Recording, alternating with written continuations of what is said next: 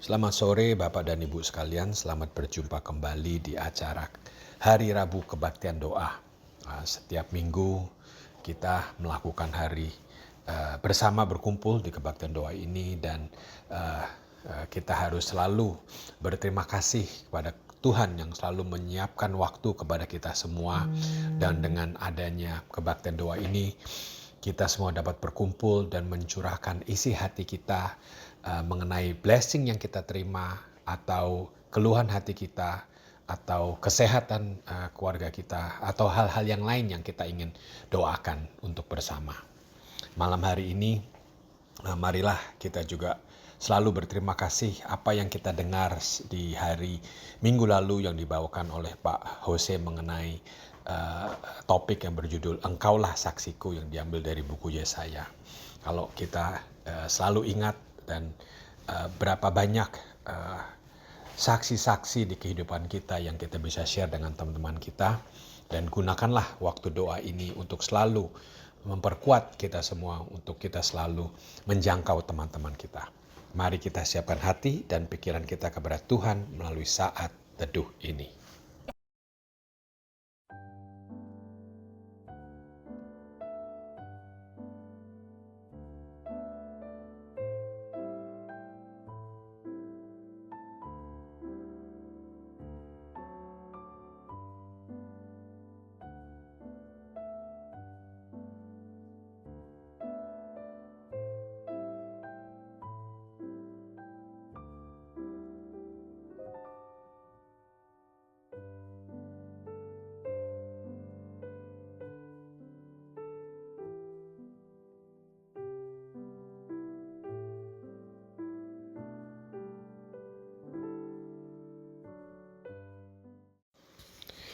Nats di sore hari ini diambil dari buku Mazmur pasal 118 ayat 14 yang berbunyi, Tuhan itu kekuatanku dan mazmurku, Ia telah menjadi keselamatanku. Marilah saudara-saudara sekalian, kita menyanyikan lagu yang pertama yang berjudul Tuhan Inilah Hidupku yang diciptakan oleh Bapak Johan Kristianto.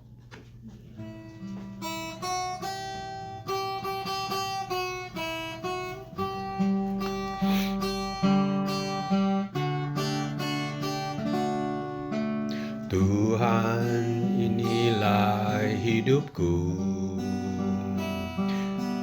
ku serahkan padamu segala cita-citaku, masa depanku menjadi milikmu. Jadikan kami terangmu di tengah kegelapan dunia, membawa bangsa-bangsa kepadamu. Tuhan, ini kerinduanku, bagimu Tuhan seluruh hidupku. Pakailah Tuhan bagi kemuliaan-Mu, genapi seluruh rencana-Mu, sampai bumi penuh kemuliaan-Mu.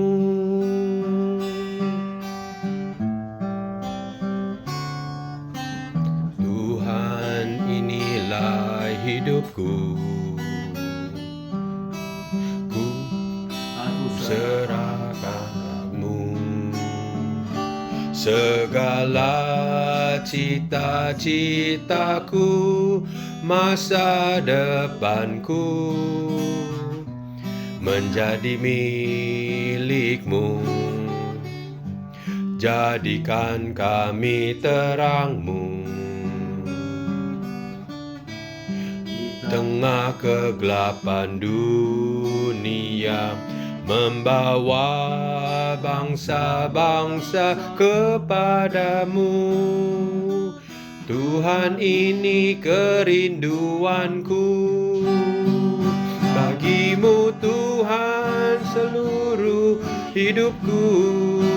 Pakailah Tuhan bagi kemuliaan-Mu, genapi seluruh rencana-Mu, sampai bumi penuh kemuliaan-Mu,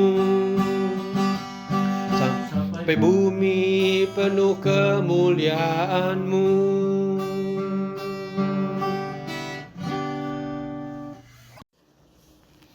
Ya Tuhan, kami selalu bersyukur dan berterima kasih atas kesempatan berbicara denganmu melalui persekutuan doa. Kami tahu bahwa Bapa di surga selalu menyempatkan waktu untuk kami, dan kami merasa sangat istimewa menjadi anak-Mu. Banyak yang sudah terjadi di akhir 1 minggu ini di komunitas tempat kami tinggal, seperti badai api yang melanda di daerah kami. Kami berdoa untuk saudara-saudara kami sekalian yang kehilangan tempat tinggal atau harus evakuasi. Kami percayakan kepada-Mu ya Bapa untuk hal-hal yang dapat meringankan beban mereka. Dan kami ingin mencurahkan waktu melalui persekutuan doa ini untuk mereka pula. Kami berterima kasih atas firman-Mu yang akan kami dengar melalui Pak Sam dengan topik mati bagi dosa, hidup bagi Allah. Terima kasih ya Bapak. Dan dalam nama Putra-Mu Yesus Kristus kami semua berdoa. Amin.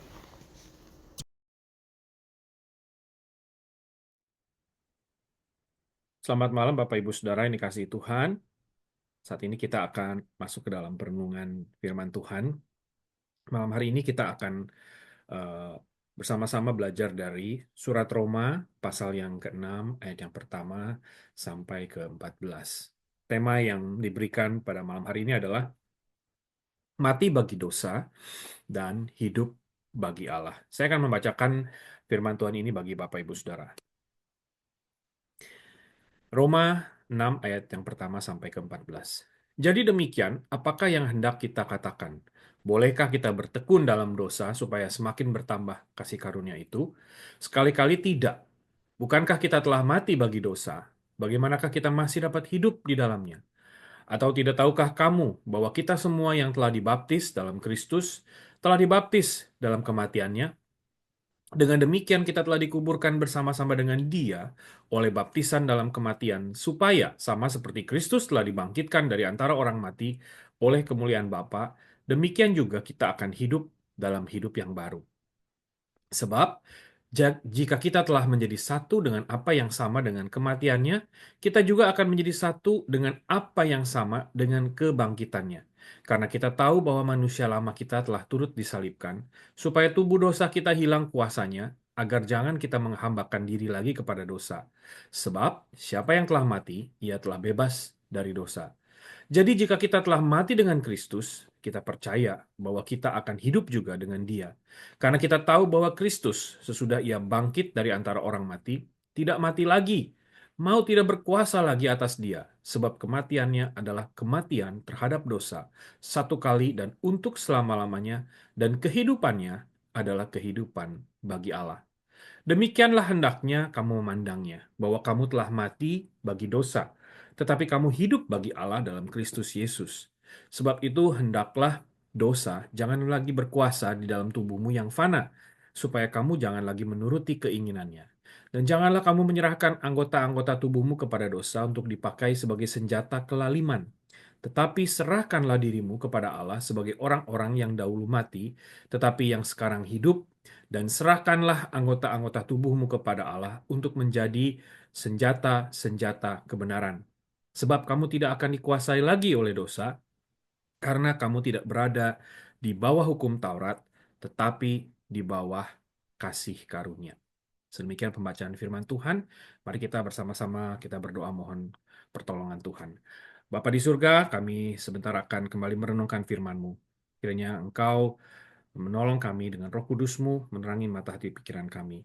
Bapa, singkapkanlah kebenaran firman-Mu, agar kami dapat memahami dan terlebih penting lagi kami boleh menghidupinya dalam hidup kami hari lepas hari. Terima kasih ya Bapa, kami serahkan semuanya ke dalam tangan Tuhan, dalam nama Tuhan Yesus kami berdoa. Amin. Nah Bapak Ibu Saudara yang dikasihi Tuhan, kita malam hari ini masih melanjutkan dari surat Roma. Nah, sebagaimana sebelumnya kita sudah melalui bagian dari tulisan Rasul Paulus di dalam surat Roma ini, di dalam pasal yang sebelumnya, em, Rasul Paulus berbicara mengenai bagaimana kita sebagai orang percaya diselamatkan oleh iman. Kalau kita melihat di dalam surat Roma pasal yang keempat dan pasal yang kelima khususnya, di sana Paulus berbicara panjang lebar bagaimana kita sebagai orang percaya kita diselamatkan oleh iman.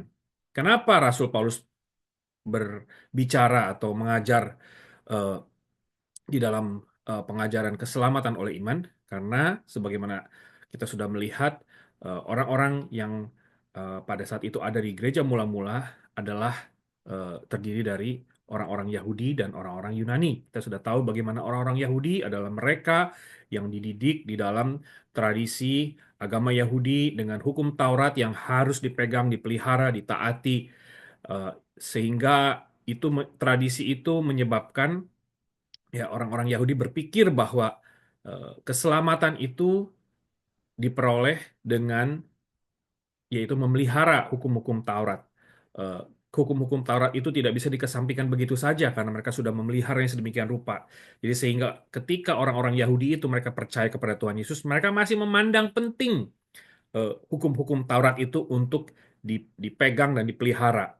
Oleh sebab itu, Rasul Paulus pada saat itu berbicara bahwa yang menyelamatkan itu adalah iman percaya kepada Tuhan Yesus. Oleh sebab itu kita lagi itu sudah melihat beberapa konsep yang pernah saya sampaikan.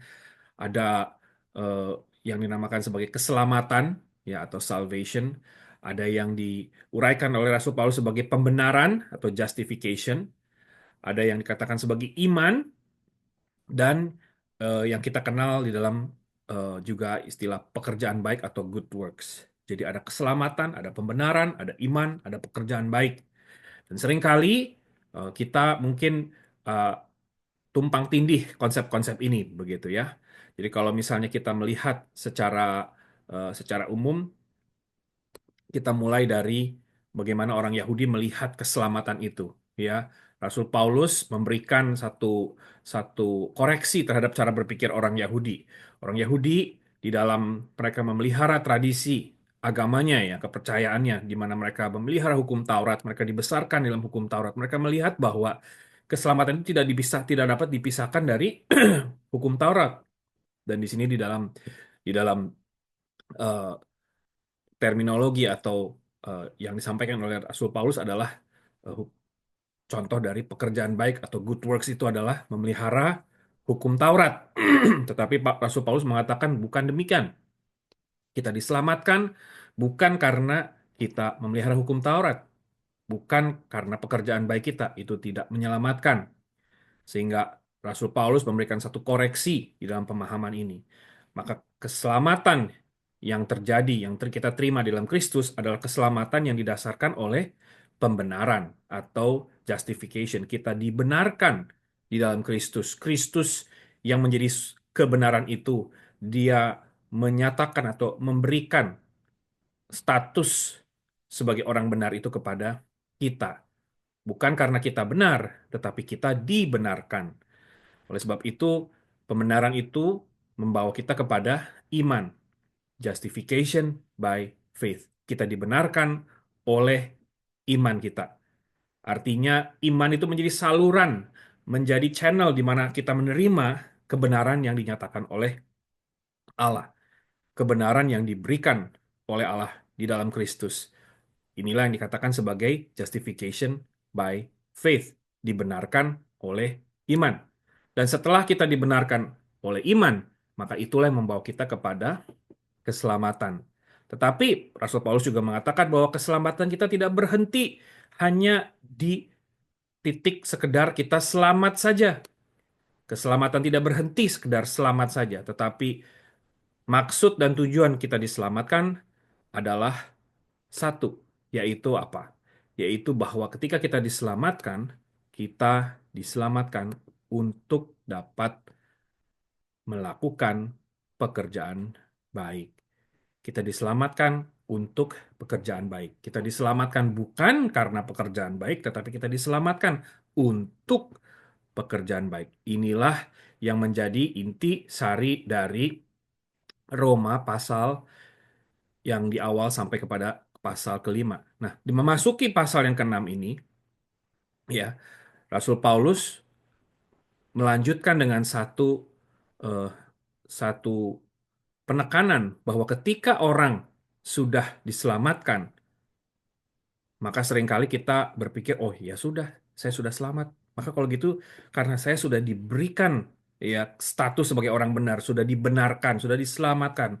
Maka kalau begitu, kita bisa berdosa lagi. Kalau gitu, kita bisa kembali ya hidup di dalam dosa atau kita tidak perlu takut untuk kita berbuat dosa. Oleh sebab itu, Rasul Paulus memberikan satu koreksi terhadap pemikiran ini, yaitu di Roma pasal yang ke-6 ayat yang pertama dan kedua. Dia mengatakan, jika demikian, apakah yang hendak kita katakan? Bolehkah kita bertekun dalam dosa supaya semakin bertambah kasih karunia itu? Rasul Paulus mengatakan, sekali-kali tidak. Bukankah kita telah mati bagi dosa? Bagaimana mungkin kita masih dapat hidup di dalamnya? Nah, Bapak Ibu Saudara, kenapa Rasul Paulus memberikan penekanan ini? Kenapa Bapak Ibu Saudara? Karena dia menyadari bahwa di dalam hidup ini, mau tidak mau, kita harus melihat bahwa kita masih akan tetap bergumul dengan dosa. Karena ketika kita dibenarkan, itu tidak serta-merta ya melepaskan kita dari satu kondisi di mana kita masih mungkin untuk bisa jatuh atau masih bergumul di dalam natur kita sebagai orang berdosa. Di dalam hidup ini, Bapak Ibu Saudara, ada dua hal yang tidak dapat dihindari manusia. Yang nanti akan dibahas di dalam apa yang ditulis oleh Rasul Paulus ini. Ada dua hal di dalam hidup ini yang tidak dapat dihindari manusia, yaitu apa? Yaitu dosa dan kematian. Dua hal yang tidak bisa dihindari, dua hal di mana manusia tidak akan pernah bisa luput, yaitu dosa dan kematian. Itu sebabnya Rasul Paulus dalam bagian ini berbicara secara khusus mengenai dosa, mengenai kematian, tetapi juga mengenai bagaimana kita dapat mengatasi dosa ini. Ya, Bapak Ibu Saudara, ada beberapa istilah yang seringkali kita dengar ya, kalau berkenaan mengenai bagaimana manusia seringkali jatuh di dalam dosa. Itu ada tiga istilah yang seringkali berkaitan tetapi berbeda ya. Yaitu misalnya yang pertama kita mengenal ada yang namanya godaan ya. Manusia selalu ya seringkali menghadapi yang namanya godaan. Bukan hanya godaan, manusia juga seringkali menghadapi yang namanya cobaan dan juga yang dikatakan sebagai ujian ya. Jadi ada godaan, ada cobaan, ada ujian. Kita kan sering mendengar tiga istilah ini ya. Godaan, cobaan, ujian. Nah, pertanyaannya apa sih bedanya godaan dengan cobaan dan ujian? Apa beda dari godaan, cobaan, ujian? Coba Bapak Ibu Saudara, coba kita pikir ya.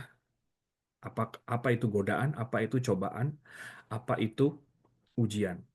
Nah, kalau kita melihat di dalam firman Tuhan, sebetulnya kita ingat eh, surat Yakobus ya. Yakobus salah seorang rasul di dalam Perjanjian Baru, di dalam gereja mula-mula, dia pernah menyampaikan demikian di dalam surat Yakobus pasal yang pertama ayat 13 sampai 15. Dia mengatakan begini, apabila seorang dicobai, janganlah ia berkata, pencobaan ini datang dari Allah. Sebab Allah tidak dapat dicobai oleh yang jahat dan ia sendiri tidak mencobai siapapun. Tetapi tiap-tiap orang dicobai oleh keinginannya sendiri karena ia diseret dan dipikat olehnya. Dan apabila keinginan itu telah dibuahi, ia melahirkan dosa, dan apabila dosa itu sudah matang, ia melahirkan maut. Nah, kembali lagi, kalau gitu apa sih godaan, cobaan, ujian? Nah, kalau kita melihat di dalam ayat ini, sebetulnya kita tadi sudah melihat, sebab Allah tidak dapat dicobai oleh yang jahat, dan ia sendiri tidak mencobai siapapun. Jadi kalau kita lihat dari sini, sebetulnya yang ada itu adalah sebetulnya kalau saya lihat itu hanyalah godaan dan ujian, ya. Kita harus melihat, jangan melihat ini sebagai cobaan, karena Alkitab sudah jelas mengatakan, ya, Yakobus sudah jelas mengatakan Allah tidak dapat dicobai dan Dia sendiri tidak mencobai siapapun, ya. Jadi kita coret cobaan. Jadi yang ada ini godaan dan ujian, ya. Apa itu godaan dan apa itu ujian? Nah, Bapak Ibu Saudara, ya. Apa itu godaan? Apa itu ujian? Nah, kalau kita melihat berdasarkan tadi yang ditulis Rasul Paulus, maaf, Rasul Yakobus, ya, sebetulnya, ya, eh, ada perbedaannya, ya, godaan dan ujian, ya. Kalau godaan itu adalah segala sesuatu yang ketika dihadapi manusia itu ingin mencoba, ya. Kalau manusia ingin mencoba, nah itu kita bisa katakan bahwa itu, kita boleh katakan bahwa itu lebih lebih mungkin itu sepertinya adalah godaan, ya. Tetapi sesuatu yang manusia tidak mau dekat-dekat atau sesuatu yang manusia tidak mau coba-coba, itu biasanya itulah yang bernama ujian, begitu ya. Jadi itu aja bedanya Bapak Ibu Saudara. Kalau itu sesuatu yang manusia ingin coba-coba, begitu ya, itu biasanya lebih dekat kepada godaan. Tetapi sesuatu yang biasanya ingin dijauhi oleh manusia, itu adalah namanya ujian, gitu ya. Jadi itu bedanya godaan dan ujian. Nah, Bapak Ibu Saudara, kalau kita kembali ke dalam surat Roma, ya, Rasul Paulus memberikan kepada kita satu satu petunjuk bagaimana Kristus menolong kita untuk mengatasi baik itu godaan ataupun ujian, ya. Godaan itu dosa bukan? Bukan dosa, ya. Godaan itu bukan dosa, atau lebih tepatnya belum menjadi dosa. Karena itu belum sampai dibuahi oleh keinginannya, atau belum sampai di apa namanya, di dilanjutkan, ya, diteruskan, ya. Tetapi ketika itu sudah diteruskan, maka itu sudah masuk ke dalam ranah dosa. Nah, di sini dalam bagian ini Rasul Paulus tadi menyampaikan satu petunjuk apa yang menjadi solusi dari kondisi ini, ya, keberdosaan kita ini. Di dalam pasal eh, pasal yang ke-6 ayat yang pertama sampai ke-4, ya. Eh, Jika demikian, apakah yang hendak kita katakan? Bolehkah kita bertekun dalam dosa supaya semakin bertambah kasih karunia itu? Sekali-kali tidak. Bukankah kita telah mati bagi dosa? Bagaimanakah kita masih dapat hidup di dalamnya? Atau tidak tahukah kamu bahwa kita semua yang telah dibaptis dalam Kristus telah dibaptis dalam kematiannya? Dengan demikian kita telah dikuburkan bersama-sama dengan Dia oleh baptisan dalam kematian, supaya sama seperti Kristus telah dibangkitkan dari antara orang mati oleh kemuliaan Bapa, demikian juga kita akan hidup dalam hidup yang baru. Kalau kita melihat, ya, Kristus yang telah mati, ya, kematian Kristus itu juga menjadi kematian kita semua, kematian yang mewakili kita semua. Kristus yang telah disalibkan itu, Kristus yang telah mati itu, kematiannya itu memberikan satu benefit bagi kita semua, orang-orang yang percaya. Karena kematian Kristus itu menjadi kematian kita. Kematian Kristus itu bukan hanya kematian Kristus saja sendiri, tetapi menjadi kematian kita. Maka kita menerima manfaat daripada kematian Kristus itu. Apakah yang menjadi manfaat dari kematian Kristus itu? Kalau kita melihat apa yang disampaikan, dinubuatkan oleh Nabi Yesaya di dalam Yesaya pasal 25 ayat yang ke-8, Yesaya mengatakan demikian, Ia akan meniadakan maut untuk seterusnya, dan Tuhan Allah akan menghapuskan air mata daripada segala muka, dan aib umatnya akan dijauhkannya dari seluruh bumi, sebab Tuhan telah mengatakannya. Inilah yang menjadi satu dampak dari kematian Kristus, yaitu apa?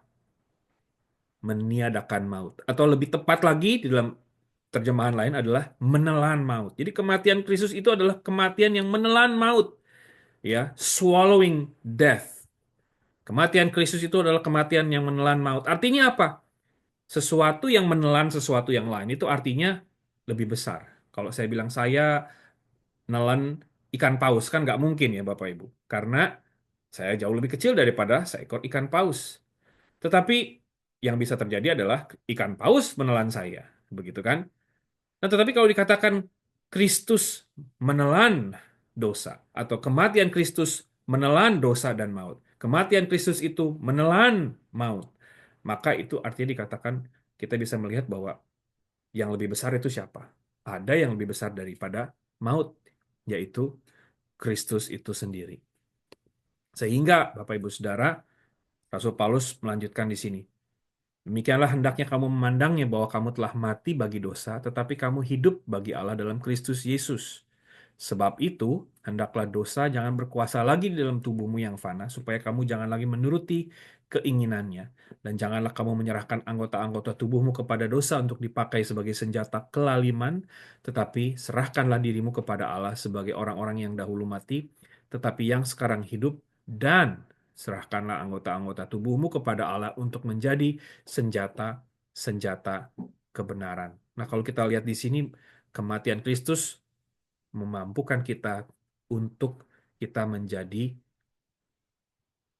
dipakai menjadi saluran kebenaran atau senjata kebenaran. Ya, kalau kita melihat tadi bagaimana godaan di dalam hidup ini, ada godaan, ada ujian. Godaan itu membawa kepada keangkuhan diri, ya, keakuan diri. Tetapi ujian itu membawa kita kepada keserupaan Kristus. Seringkali lebih mudah bagi kita untuk mendekati godaan daripada mendekati ujian. Karena di dalam natur keberdosaan kita itulah yang terjadi, Bapak Ibu Saudara. Kita yang berdosa dibenarkan. Martin Luther mengatakan ini sebagai satu kondisi, ya, di dalam bahasa Latin dikatakan simul justus et peccator. Kita adalah orang yang berdosa tetapi yang juga dibenarkan. Kita adalah orang yang berdosa tetapi yang juga telah dibenarkan. Sekali lagi Bapak Ibu Saudara, keselamatan yang kita terima adalah keselamatan yang memampukan kita untuk kita hidup di dalam kebenaran. Walaupun kita masih bisa jatuh di dalam dosa, tetapi kita memiliki satu satu kuasa atau kemampuan untuk kita menolak daripada dosa itu, Bapak Ibu Saudara. Sehingga keselamatan sekali lagi tidak berhenti di titik hanya sekedar untuk menjadi selamat saja. Ya, Allah menyelamatkan kita untuk satu maksud, yaitu apa? Untuk pekerjaan baik. Kalau kita melihat bahwa kembali tadi apa yang sudah disampaikan oleh Rasul Paulus, kita diselamatkan bukan melalui pekerjaan baik kita, tetapi kita diselamatkan oleh karena kita mengalami, kita menerima pembenaran dan di dalam iman percaya kepada Tuhan. Tetapi tidak berhenti di situ. Karena keselamatan yang kita terima atau pembenaran yang kita terima, iman yang kita hidupi seharusnya membawa kita kepada perbuatan baik, atau di dalam apa yang disampaikan Rasul Paulus ini adalah kita hidup di dalam kebenaran hari lepas hari. Tentu kita belum menjadi orang sempurna dan tentunya tidak ada yang sempurna. Tetapi di dalam kita mengiring Tuhan, kita boleh hidup di dalam kebenaran, dimampukan untuk hidup dalam kebenaran. Amin, Bapak Ibu Saudara. Mari kita masuk ke dalam doa.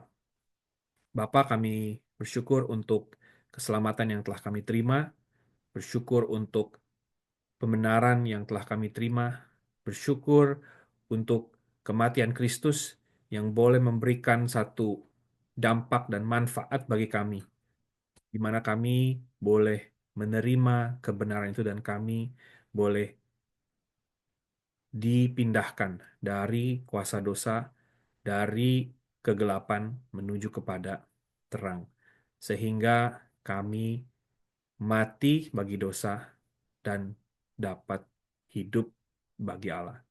Terima kasih Bapa, Kiranya Engkau memberikan kepada kami kuasa dan kemampuan untuk kami boleh senantiasa hidup di dalam kebenaran.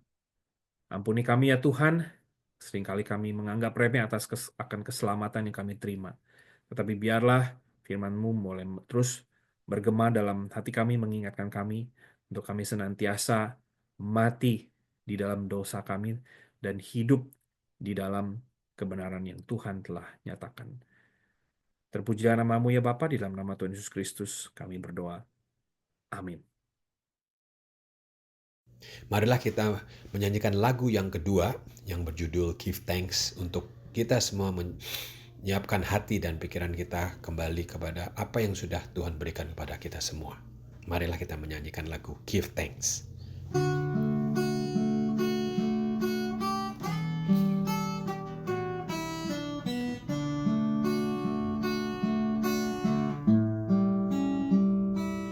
Give thanks with a grateful heart.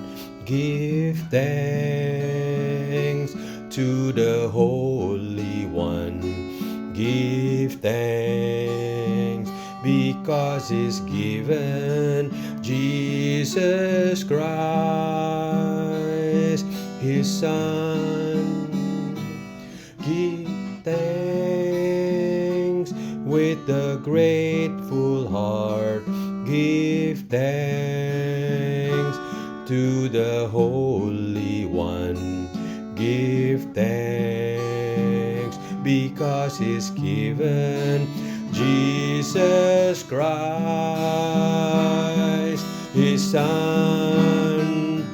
And now let the weak say, I am strong. Let the poor say, I am rich, because of what the Lord has done for us. And now let the weak say, I am strong. Let the poor say, I am rich, because of what the Lord has done for us. Give thanks.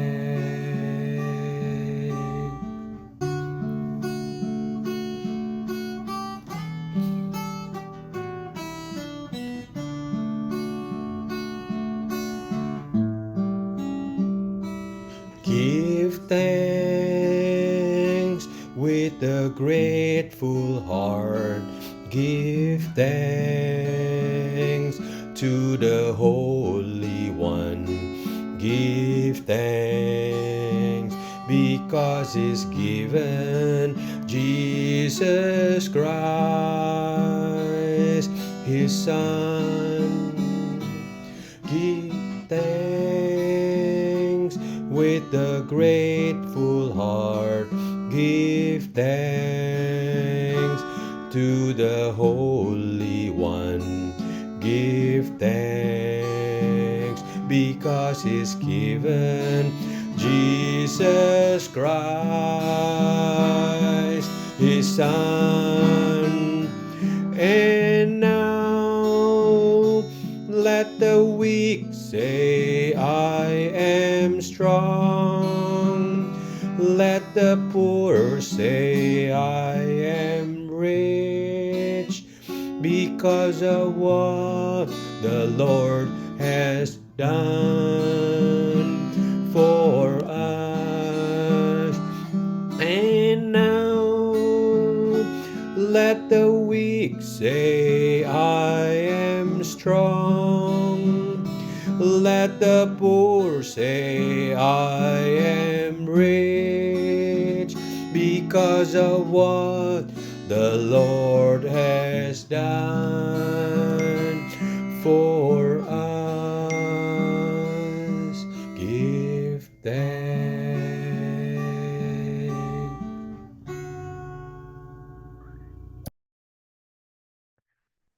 Selamat malam Bapak Saudara sekalian, sungguh bersyukur kita dapat berkumpul, dapat berdoa bersama pada malam hari ini. Kita akan berdoa syafaat dan kita akan berdoa syukur saudara kepada Tuhan.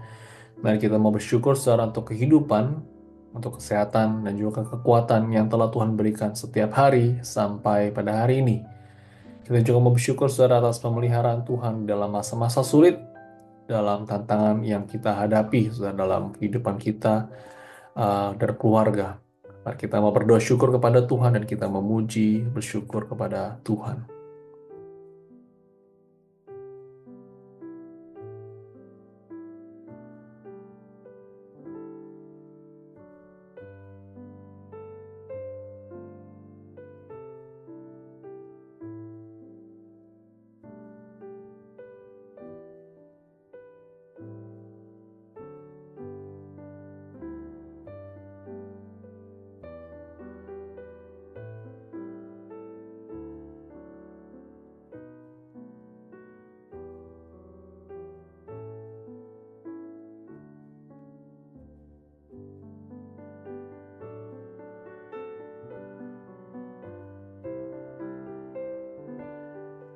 Bapak Ibu Saudara, mari kita mau berdoa untuk doa pribadi kita. Mari kita berdoa saudara untuk mempunyai hati yang penuh kasih, penuh dengan pengampunan, dan juga ketaatan kepada firman Tuhan. Dan juga saudara kita mau berdoa untuk kesabaran, ketekunan, dan iman yang teguh di tengah pencobaan yang mungkin kita hadapi pada saat ini. Mari saudara kita berdoa akan dua hal ini.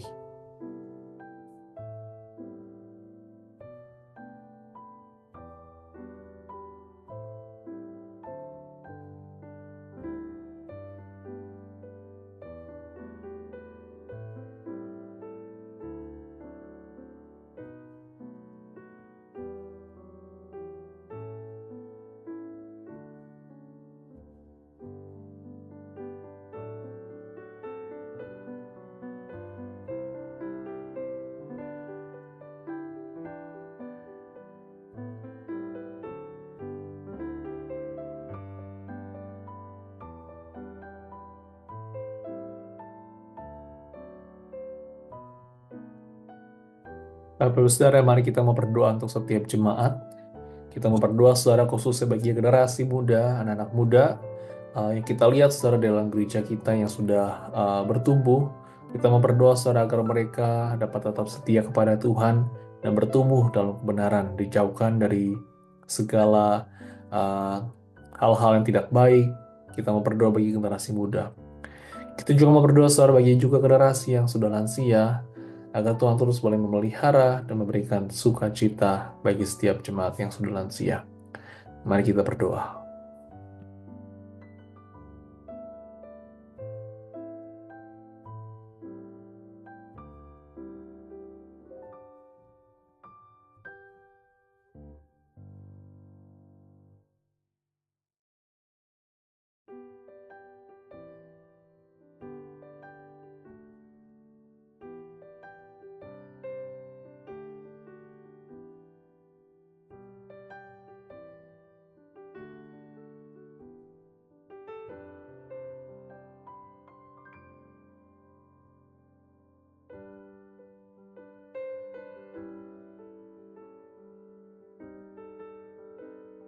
Bapak Ibu Saudara, kita mau berdoa untuk setiap jemaat juga, khusus bagi para orang tua di dalam mendidik anak mereka, agar Tuhan sendiri boleh memberikan kekuatan dan hikmat bijaksana di dalam mendidik anak.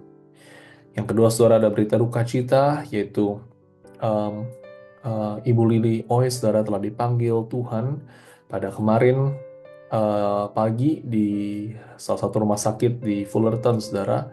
Kita mau berdoa secara khusus bagi keluarga, ada anak-anaknya yaitu Daniel dan juga David, saudara, ada juga seluruh keluarga, anak-anak cucu, agar Tuhan sering boleh memberikan penghiburan dan juga kekuatan bagi seluruh keluarga yang ditinggalkan. Mari saudara kita mau berdoa akan dua hal ini.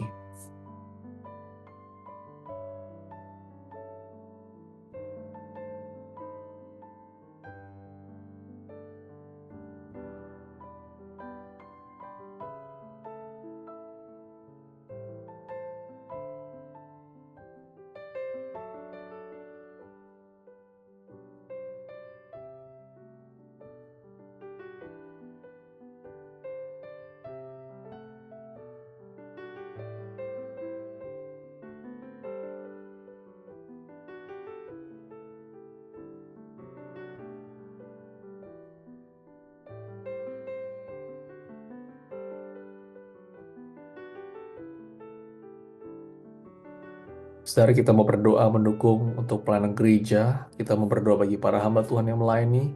Kita bersyukur saudara Pendeta Yaya setelah sampai ke LA dengan selamat. Kita mau berdoa saudara untuk persiapannya pada hari minggu ini. Tuhan sendiri boleh memberkati, dan juga untuk penginjil Peter Tikualu dan juga seluruh jemaat yang melayani. Tuhan sendiri boleh memberkati ibadah, boleh sekali lagi menguatkan jemaat.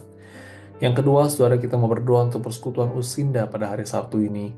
Dan Pendeta Yaya juga akan yang membawakan renungan firman Tuhan. Kita mau berdoa, saudara, agar Tuhan sendiri boleh memberikan sukacita dan jemaat boleh diberkati dalam persekutuan usia indah. Mari kita berdoa.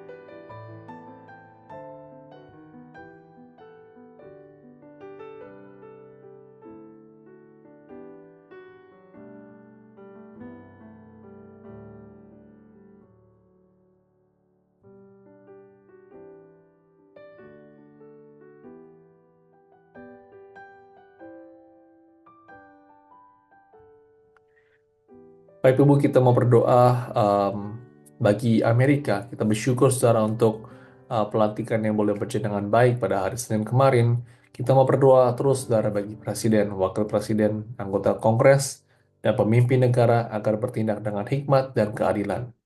Yang kedua, saudara, kita terus doakan untuk masa depan bagi negara ini. Kiranya Tuhan sendiri yang boleh memberkati dan memimpin negara Amerika. Kita berdoa.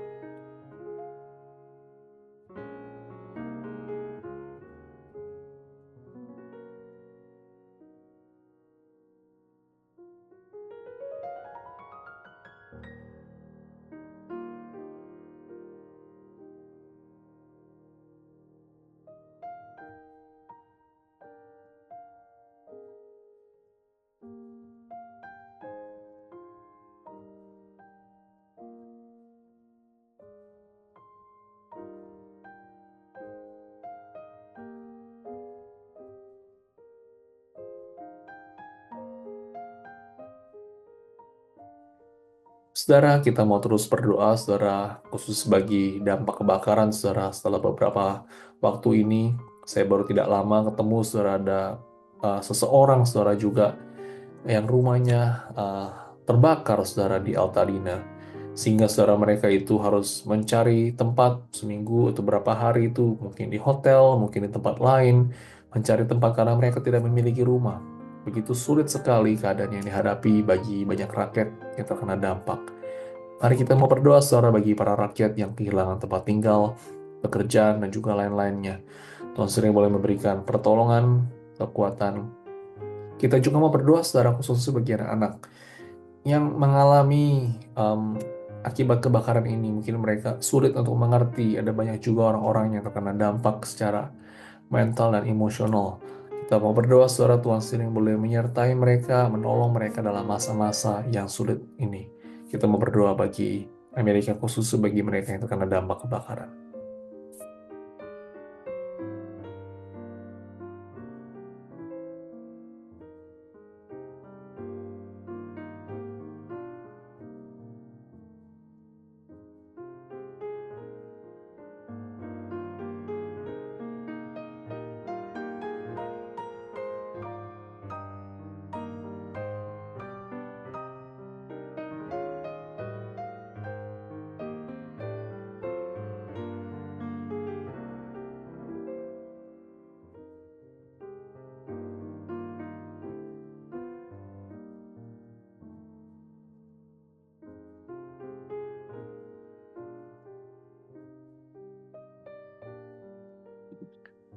Saudara, mari kita membawa segenap pergumulan kita, kesulitan kita ke dalam tangan Tuhan. Kita mau berdoa pribadi.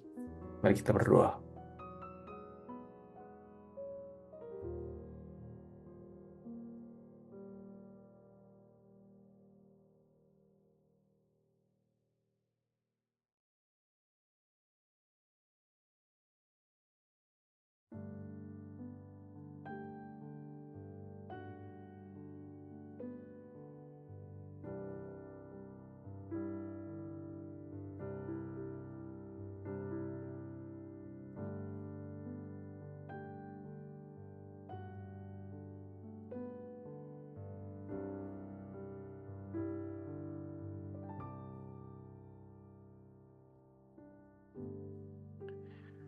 Tuhan, Engkau dekat kepada anak-anak-Mu yang patah hati. Engkau mengerti dan Engkau peduli segala persoalan yang kami hadapi. Kami mau memanjatkan seluruh pergumulan kami hanya kepada Tuhan. Kiranya Tuhan sendiri yang boleh membuka jalan dan ajarkan kami terus untuk sepenuhnya percaya kepadamu saja. Terima kasih Tuhan atas malam hari ini kami dapat berdoa bersama. Terpujilah nama Tuhan. Di dalam Tuhan Yesus kami berdoa. Amin.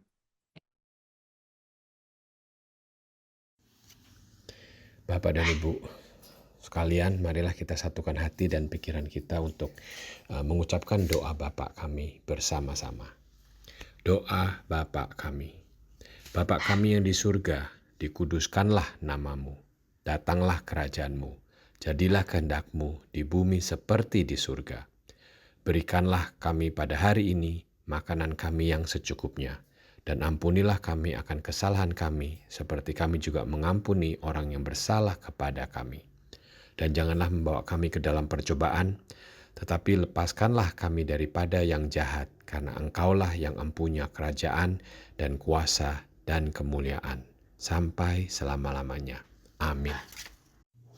Marilah kita menyanyikan lagu yang terakhir yang berjudul Dia Mengerti. Tuhan kita itu baik dan Tuhan kita selalu menyiapkan waktu untuk kita dan mengerti apa keluhan isi hati kita. Marilah kita menyanyikan lagu yang berjudul Dia Mengerti.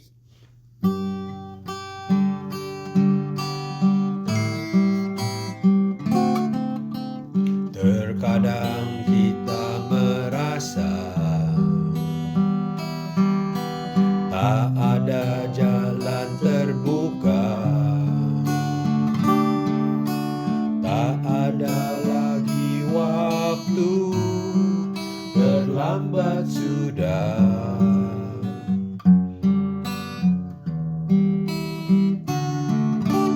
Tuhan tak pernah berdusta. Dia selalu pegang janjinya. Bagi orang percaya, mujizat nyata. Dia mengerti, Dia peduli persoalan yang sedang terjadi. Dia mengerti, Dia peduli persoalan yang kita alami. Namun satu yang Dia minta, agar kita percaya sampai mujizat menjadi nyata.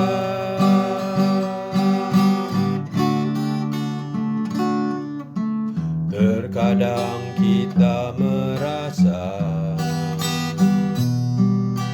tak ada jalan terbuka. Tak ada lagi waktu, terlambat sudah.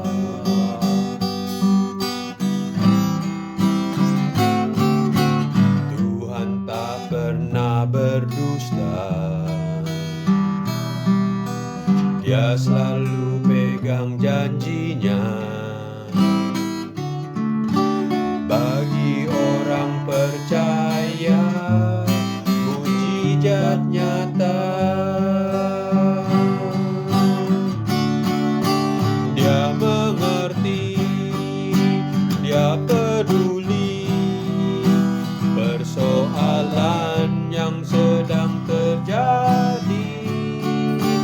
Dia mengerti, Dia peduli persoalan yang kita alami.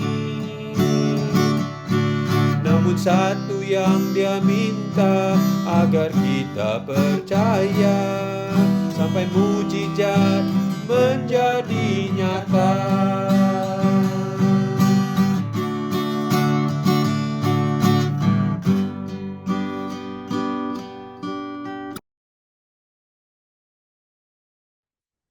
Mari kita menerima berkat, saudara. Tuhan memberkati engkau dan melindungi engkau. Tuhan menyinari engkau dengan wajah-Nya dan memberi engkau kasih karunia. Tuhan menghadapkan wajah-Nya kepadamu dan memberi engkau damai sejahtera. Amin. Kita mengambil waktu teduh, saudara.